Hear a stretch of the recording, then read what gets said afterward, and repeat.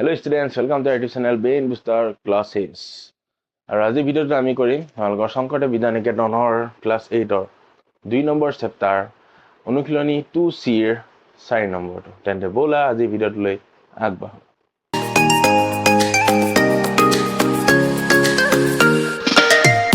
চলক উত্তৰৰৈখিক সমীকৰণ অংকবোৰত ধ্যানেৰে পঢ়ি চাব লাগিব যে কি কৈছে কি নকৈছে এশাৰী এশাৰী ইম্পৰ্টেণ্ট।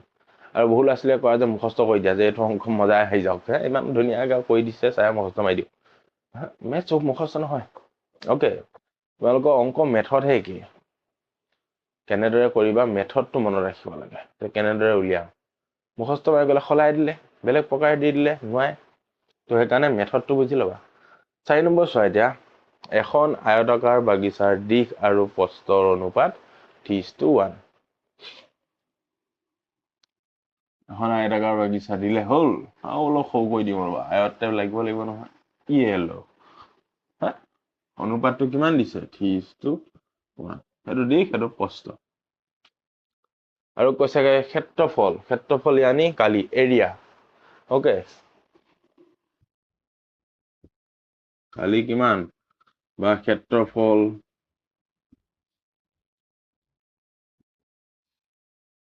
192 মিটাৰ 192 দেই। বুজাবলৈ পাতি দি আছো এতিয়া। তেন্তে কৈছে দিশ আৰু প্ৰস্থ কিমান। ফাৰ্ষ্ট কথাটো আহিব, অংকটো বুজি লোৱা ধুনীয়াকৈ। এই দুটা কি দিলে অনুপাত। ক্লাছ 6ত আমি পঢ়ি আহিছো অনুপাত কাক বোলে দুটা সংখ্যাৰ তুলনা। সাপোজ মোৰ আৰু তোমাৰ বয়সৰ তুলনা। তোমাৰ বয়স কিমান? সাপোজ 17 বছৰ 18 বছৰ। অ'কে, মোৰ বয়স কিমান? সাপোজ 36, বেছি বুঢ়া হৈ গ'লো না 36। আমাৰ বয়সৰ তুলনা কেনেকে হ'ব? তুলনা কৰিব লাগিব, তেতিয়া হ'ব কি 36:80। এইটো কয় তোমাৰ আৰু মোৰ বয়সৰ তুলনা। এইটোকে লঘিষ্ঠ আকাৰলৈ নিব পাৰা, সৰু বনাব পাৰা। সৰু বনালে 2 যাব, এইটো 18, 2 যাব 9, 3 যাব 3 বাৰ, 3 যাব 6 বাৰ, আৰু 3 যাব এবাৰ, 3 যাব 2 বাৰ। সেইটোকে কি বুলি কয় অনুপাত 2:1। তোমাৰ আৰু বয়সৰ অনুপাতটো কিমান 2:1। কি বুজিলা? মানে তোমাৰ যদি 10 মোৰ দুগুণ 20, বুজিলা নাই? তোমাতকৈ মোৰ বয়স দুগুণ বেছি। তোমাৰ যদি 18 মোৰ দুগুণ বেছি, সেইটোকে কয় অনুপাত। তুলনা কি দিয়া আছে? তুলনা দিয়া আছে যে এইটো যদি দিশ সেইটো যদি প্ৰস্থ যদি 1 তেন্তে দিশ কিমান হ'ব প্ৰস্থৰ 3 গুণ। এতিয়া যেনেকে ক'লো মোৰ বয়স তোমাতকৈ দুগুণ বেছি, তোমাৰ বয়স 1। এইটো কাটা কুটা কৰি আমি লঘিষ্ঠটো লৈ লৈছো, ইয়াৰ সৈতে চিমিলাৰ কৰি লৈছো। হ'ব, তোমাৰ যদি 1 হয় মোৰ দুগুণ, 2 পূৰণ কৰি দিয়া ওলাই গ'ল। হয়, তোমাৰ যদি 18 এতিয়া 2 পূৰণ কৰি দিয়া, মোৰতো ওলাই নাযাব জানো এনেকে। এতিয়া আমি প্ৰশ্নলৈ আগবাঢ়িম। এতিয়া আমি ফাৰ্ষ্ট ধৰো আয়তাকাৰ বাগিচা দিছিল নে কি দিছিল? বাগিচাৰ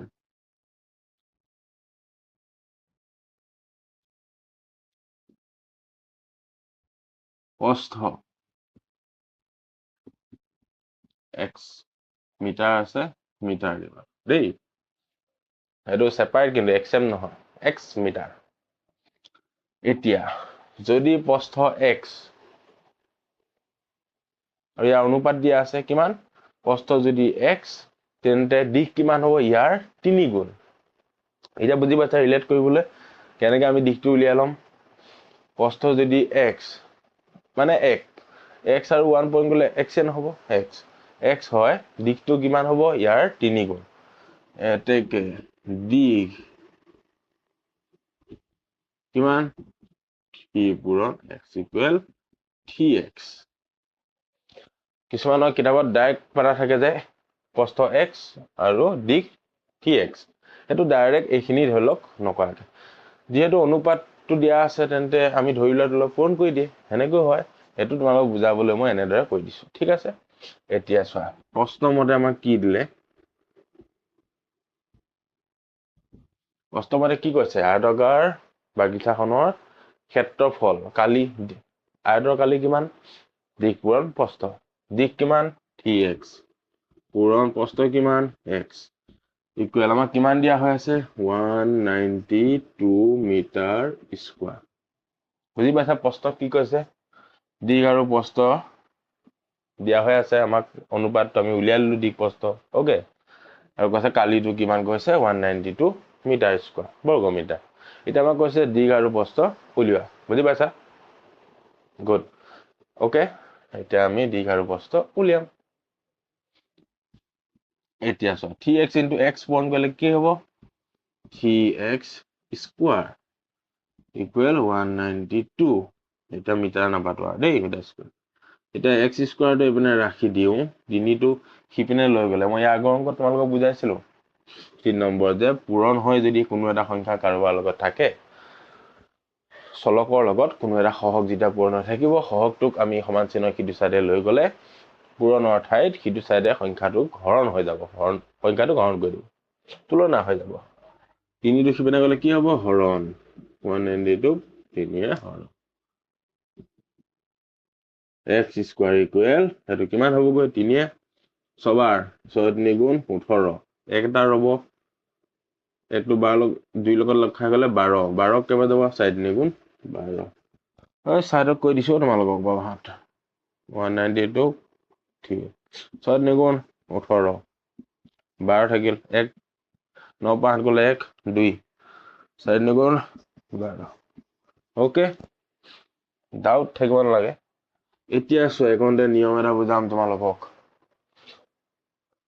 দুটা নিয়ম আছে মই এখিনি মুছি লৈছো অৰ এনেদৰে বুজিব পাৰা ফাৰ্স্টটো কি কলো x স্কয়াৰটো হিপিনে উঠাই দিলে হিপিনে ৰুট হৈ যাব এটো ডাইৰেক্ট হিটু আমি বহুলভাৱে কৰো এতিয়া দুই সাইডে যদি আমি ৰুট লগাই দিও x স্কয়াৰ ৰুট হিপিনে 64 ৰুট দুই পেনে আমি বৰ্গমূল কৰি দুই সাইডে লিখি দিবা দেখো দেই দুই সাইডে ৰুট বহাই বা বৰ্গমূল কৰি আমি পাও এতিয়া কি হয় ৰুট আৰু স্কয়াৰ কটা কটি যায় ৰুট আৰু স্কয়াৰ সমানে কাটা কাটি যায় এতিয়া পেনে কি ৰৈ গল x আৰু পেনে ৰুট 64 64 ৰুট কিমান ৰুট মানে কি সংখ্যাটো সমানে দুটা একে সংখ্যা পূৰণ কৰিলে যদি আমি পাও হেতু যে দুটা সংখ্যা একে পূৰণ কৰি জানে 5 5 গুণ 25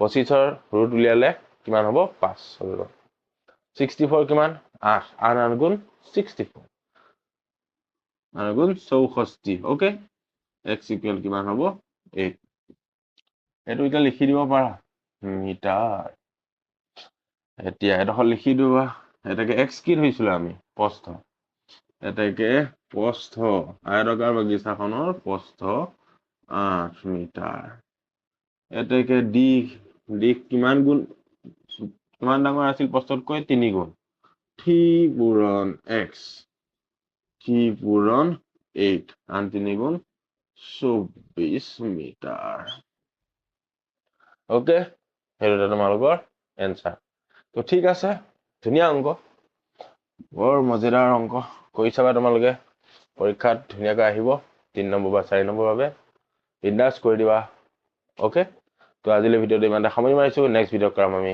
5 নম্বৰ